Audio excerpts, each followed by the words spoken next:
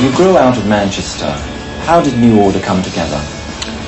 New Order came together out of the ashes of Joy Division, I suppose you'd say, which was our former incantation.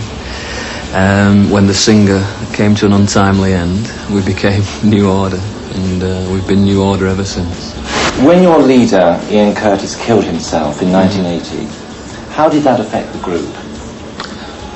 Well, apart from the obvious, not having a singer, it didn't sort of bring us to an untimely end or anything. We'd all decided, I think, when we started getting the enjoyment from Joy Division that we were going to carry on. So it was quite natural for us to try and find some way of just carrying on, which we did.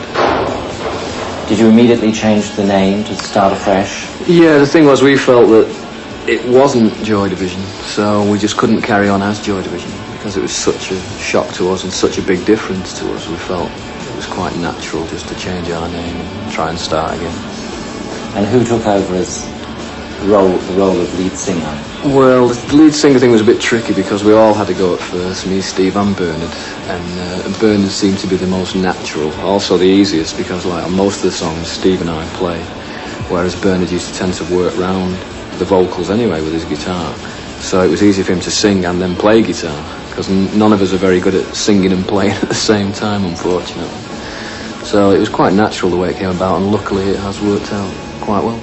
Were you more interested in being a cult rather than commercial? I don't really understand how a commercial, what commercial music is really, because I think our music is very commercial.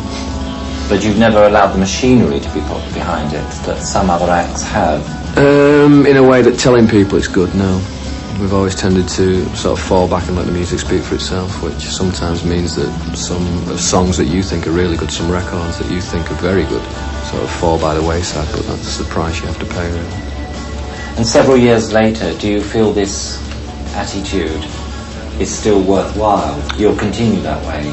Yeah, because I think that people take you more seriously. I mean, I know a lot of businessmen find it very difficult to deal with musicians directly, because they'd rather deal with other businessmen that then deal with musicians, you know, management and things like that, and we don't. We have very much say in everything that we do, directly to us, and people don't tend to like that, but that's just tough.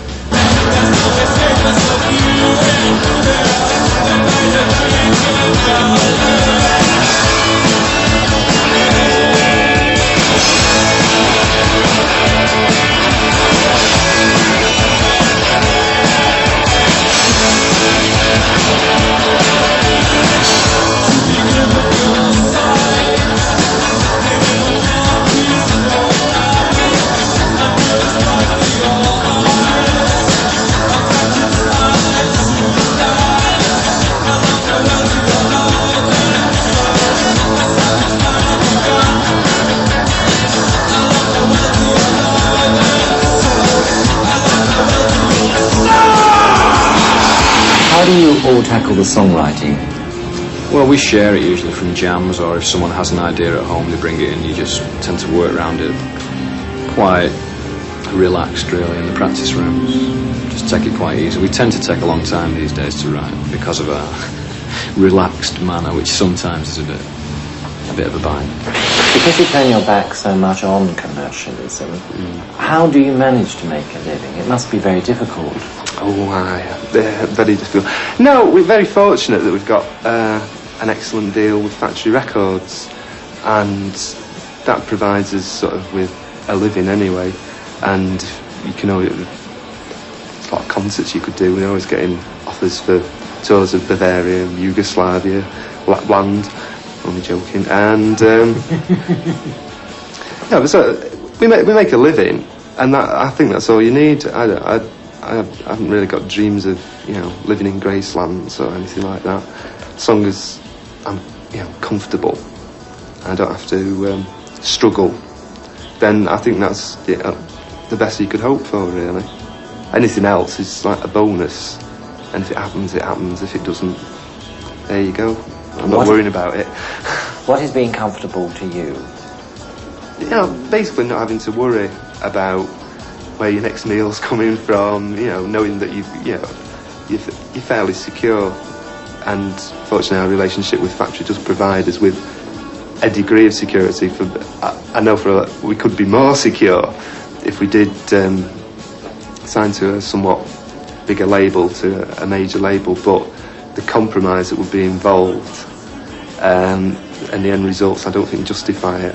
I think we're okay where we are, really. What do you feel punk achieved, if anything?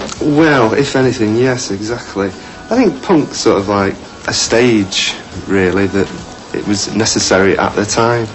It was sort of like upturning the apple cart, but as soon as you upturn the apple cart, you've got to build a new one, really. I don't think it achieved anything. I don't really know if it was designed to achieve anything apart from, you know, showing people in the music business that it could be done without them. And of course the music business, realising this, swallowed it up in one gulp. So I suppose in the end it didn't really achieve anything, really. It just became a commercial property. Looking forward, what are the plans for the immediate future for the group? We're taking things quite easily. We're doing a compilation LP of all our singles and Joy Division singles, which we're going to record some tracks for to make it a little bit different.